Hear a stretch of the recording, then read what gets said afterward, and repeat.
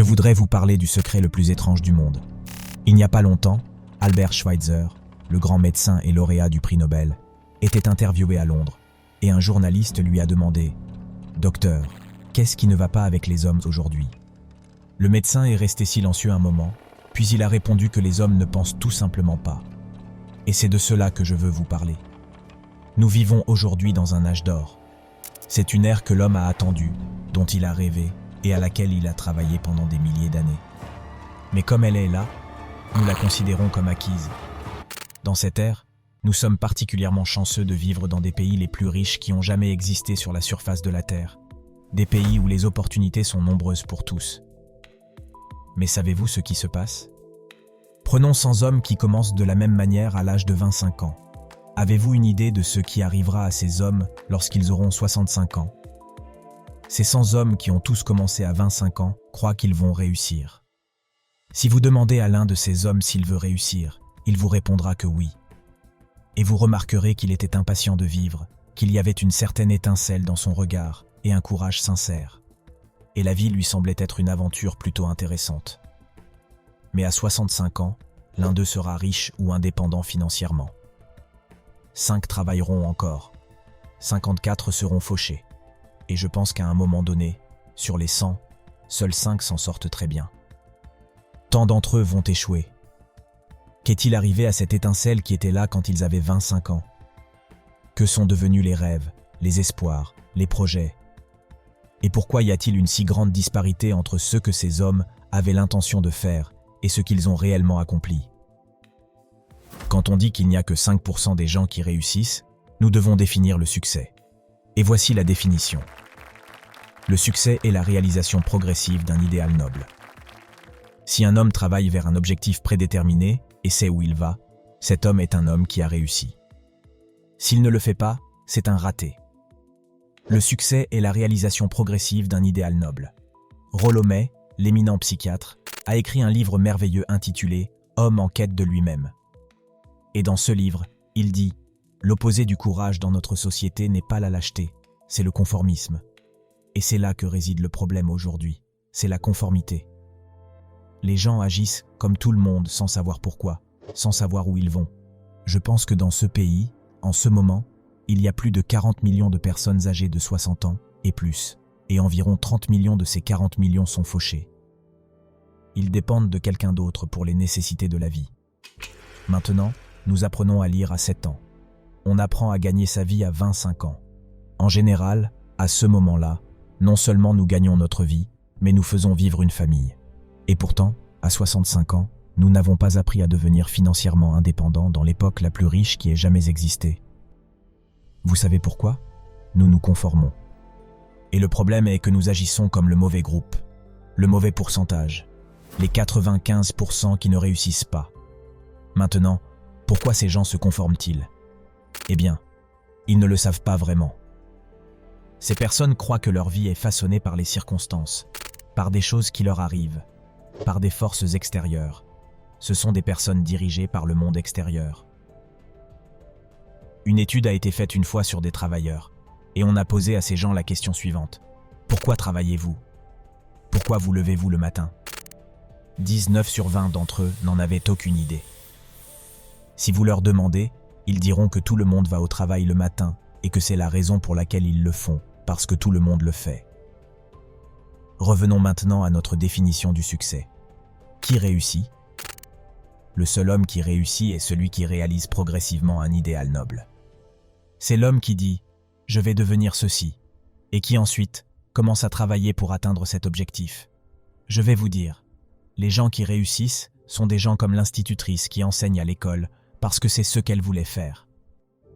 La réussite, c'est la femme qui est une épouse et une mère parce qu'elle voulait devenir une épouse et une mère et qu'elle fait du bon travail. La réussite, c'est l'homme qui gère la station-service du coin parce que c'est ce qu'il voulait faire. Le succès, c'est le vendeur qui veut devenir un vendeur de premier ordre et se développer avec son organisation. Le succès, c'est celui de toute personne qui fait délibérément un travail prédéterminé, parce que c'est ce qu'il a décidé de faire délibérément, mais seulement un individu sur 20 le fait. C'est pourquoi aujourd'hui, il n'y a pas vraiment de concurrence, sauf si nous la créons pour nous-mêmes. Au lieu d'être en concurrence, tout ce que nous avons à faire est de créer. Maintenant, pendant 20 ans, les experts ont cherché le facteur déterminant de la réussite d'un être humain. Y a-t-il une clé qui ferait de l'avenir une perspective dont nous pourrions parler dans une large mesure? Existait-il une clé qui garantirait la réussite d'une personne? Si seulement vous la connaissiez et saviez comment l'utiliser, eh bien, une telle clé existe et est accessible à tout le monde. Vous êtes-vous déjà demandé pourquoi tant d'hommes travaillent si dur et honnêtement, sans jamais rien obtenir de particulier? Et à côté, il y a ceux qui ne semblent pas travailler dur, et pourtant semblent tout obtenir. Ils ont la touche magique. Vous avez entendu dire ça de quelqu'un, tout ce qu'il touche se transforme en or. Et avez-vous déjà remarqué qu'un homme qui a du succès a tendance à continuer à en avoir encore plus? Et d'un autre côté, avez-vous remarqué qu'un homme qui échoue a tendance à continuer à échouer? C'est à cause des objectifs. Certains d'entre nous en ont. D'autres non. Les gens qui ont des objectifs réussissent parce qu'ils savent où ils vont. Maintenant, pensez à un bateau qui quitte un port. Et imaginez-le avec un voyage complet planifié. Le capitaine et l'équipage savent exactement où ils vont et combien de temps ils vont mettre. Ils ont un but précis. 9999 fois sur 1000, ils arriveront à leur destination prévue. Maintenant, prenons un autre bateau tout comme le premier. Seulement il n'y a pas d'équipage ou de capitaine à la barre. Ne lui donnons aucun point de repère, aucun but, aucune destination. On démarre juste les moteurs et on le laisse partir. Je pense que vous êtes d'accord avec moi pour dire que s'il sort du port, il coulera ou finira sur une plage déserte. Ça sera une épave. Il ne peut aller nulle part, car il n'a pas de destination et n'est pas guidé. C'est la même chose avec un être humain. Prenez le vendeur, par exemple. Aucun autre métier au monde d'aujourd'hui ne peut vous créer l'avenir d'un bon vendeur. La vente est la profession la mieux rémunérée au monde. Si l'on est bon dans ce domaine, et si l'on sait où l'on va, toutes les entreprises ont besoin de vendeurs de première classe, et elles récompensent ces hommes. Le ciel est la limite pour eux. Quelqu'un a dit un jour, « La race humaine est fixée non pas pour empêcher les forts de gagner, mais pour empêcher les faibles de perdre. » L'économie actuelle peut être comparée à un convoi en temps de guerre. L'économie entière est ralentie pour protéger son maillon le plus faible, tout comme le convoi devait aller à la vitesse qui permettrait à son navire le plus lent de rester en formation. C'est pourquoi il est si facile de gagner sa vie aujourd'hui. Il ne faut pas un talent particulier pour gagner sa vie et faire vivre une famille aujourd'hui. Malheureusement, nous avons une fausse limite de sécurité qui nous est imposée mentalement. Mais nous devons décider jusqu'où nous voulons aller. Revenons maintenant au secret le plus étrange du monde, l'histoire que je veux vous raconter aujourd'hui. Pourquoi les hommes qui ont des objectifs réussissent-ils dans la vie et ceux qui n'en ont pas échouent? Eh bien, laissez-moi vous dire quelque chose qui, si vous le comprenez bien toute votre vie, immédiatement, si vous comprenez entièrement ce que je vais vous dire à partir de ce moment, votre vie ne sera plus jamais la même. Vous constaterez soudain que la chance semble tout simplement être attirée vers vous. Les choses que vous voulez semblent juste tomber en ligne, et à partir de maintenant, vous n'aurez plus les problèmes, les soucis, la boule d'anxiété que peut-être vous avez connue avant. Le doute, la peur seront des choses du passé. Voici la clé du succès et la clé de l'échec. Nous devenons ce à quoi nous pensons. Laissez-moi le dire encore une fois. Nous devenons ce à quoi nous pensons. Tout au long de l'histoire, les grands sages et les enseignants, les philosophes et les prophètes ont été en désaccord les uns avec les autres sur de nombreuses choses différentes. Ce n'est que sur ce seul point qu'ils sont en accord complet et unanime. Écoutez ce qu'a dit Marc Aurèle, le grand empereur romain. Il a dit que la vie d'un homme est ce que ses pensées en font. Disraeli a dit « J'ai acquis, par une longue méditation, la conviction qu'un être humain qui a un but déterminé doit l'accomplir, et que rien ne peut résister à une volonté qui subsiste, même l'existence ou son accomplissement. » Ralph Waldo Emerson a dit ceci, « Un homme est ce à quoi il pense toute la journée. » William James a dit, « La plus grande découverte de ma génération est que les êtres humains peuvent modifier leur vie en changeant leur attitude d'esprit. » Et il a également dit, « Il nous suffit d'agir de sang-froid, comme si la chose en question était réelle, et elle deviendra infailliblement réelle en s'intégrant tellement à notre vie qu'elle deviendra réelle. Elle s'intégrera tellement à l'habitude et à l'émotion que notre intérêt pour elle sera celui qui caractérise la croyance. Si vous vous souciez suffisamment d'un résultat, vous l'obtiendrez presque certainement. Si vous souhaitez être riche, vous serez riche.